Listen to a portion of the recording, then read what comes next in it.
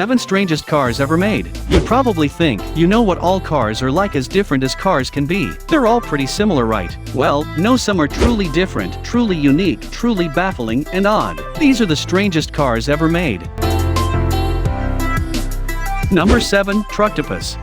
Steve Francis is the proud owner of an 8-wheeled street rod called Trucktopus that took him 2 decades to build. To see what it started as to what it is today is absolutely incredible. Steve has always been interested in mini trucks and attended car shows as a young boy. He's never liked leaving anything stock standard, including his vehicles. So, it was only natural that his Isuzu truck wouldn't stay the same for long. It started life as a 1989 Isuzu LS Space Cab, which became Steve's weekend vehicle. However, over a 20-year period, he transformed it into a 3-axle, 8-wheel, 20-foot-long Trucktopus that turns heads everywhere it goes. He initially retained the 4-cylinder engine it came with, but it now has a small block Chevy 350 Ci V8 with a 700R4 transmission. He completed the look with 20-inch rim side mirrors from a Harley-Davidson and suicide doors. It's also hard not to notice the airbag suspension, dropped body, and rodeo truck grille, lights and bumper. But what's in that massively long truck bed? Well, under 2 tonneau covers are LCD screens and hidden batteries. The cab also has JBL subwoofers and amps, an Alpine head unit, and leather and suede seats. Number 6. Ecto 1. The Ecto 1 was a 1959 Cadillac used in Ghostbusters to bust ghosts throughout New York City. You can of course buy this car, but one man was such a fan of the comedy film that he decided to build his own replica side by side. You probably couldn't tell the difference over a period of 5 years. Merimbula resident Chris Miller from Australia restored a 1969 Cadillac Miller Meteor to make it look exactly like the car Bill Murray drove in the 1984 film. It even had lights and sirens. Chris said it was a chance for him to get in touch with his 80-year-old self, and he's happy with how it turned out. He bought the rare car model in Queensland and bought many of the accessories for it online. Slowly over time, he added parts to make it look exactly like the car from the film. He installed all the roof gear, painted it, and made sure it was road legal. Even though there are other replicas in the world, Chris's is the only one in Australia. Number 5. Hot Tub Cadillac.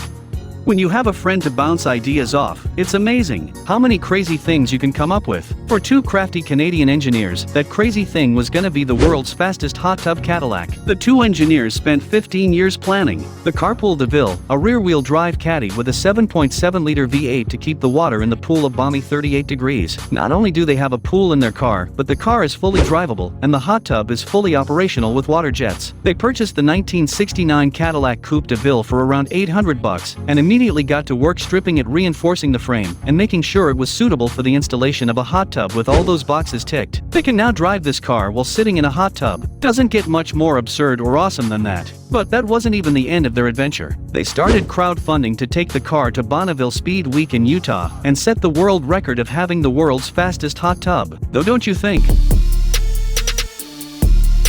Number 4. Motorhome. It seems unfair that most people have to choose between owning a boat and a motorhome. If you have a limited budget, you can enjoy both of these recreational purchases, or can you? If you own a motorhome, you'll be able to have the best of both worlds. The concept of a motorhome was developed as far back as the 1980s, with the cab of a Ford E-Series van being combined with a 28-foot boat. It could drive like an ordinary RV, but the rear could be lowered into the water to make it a fully functional boat. John Ortlieb appeared on an episode of Ridiculous Rides with not one, but 2 motorhomes. One is fully functional, but the other was a project. Their simplicity will probably surprise you. You can get into the motorhome through a front hatch that allows you to access what is essentially the living area. It has a fridge, kitchen, counter, sofas that turn into pull-out beds at night, a bathroom, and a captain's chair. Once it becomes a fully functional boat, there's even underwater lighting, a foghorn, and a retractable ladder. Number 3. 1961 Amphicar. Whenever we see car manufacturers in this day and age making cars that can tread water, we think, wow, technology is awesome. But as cool as this tech is, it's not new. The Amphicar 770, produced from around 1971, was the first mass-produced vehicle to drive on land and sea. They're rare to find today, and most can't float in the water now. But 3878 were put into production out of that number. 3046 were imported into America when it was launched in Germany. It was the best thing since sliced bread. However, the manufacturer went out of business just 7 short years later. It was a huge hit at first, but sales dwindled and production stopped. When manufacturing processes became quite expensive, the US also changed their EPA regulations, which meant 90% of the customer base was lost. Ethan Langley owns one of the very few that remain seaworthy. Today, he said, the Amphicar is essentially built like a tank, with a belly pan, and is completely sealed. It's phenomenal in the water, and is an all-around great vehicle on land and in the water.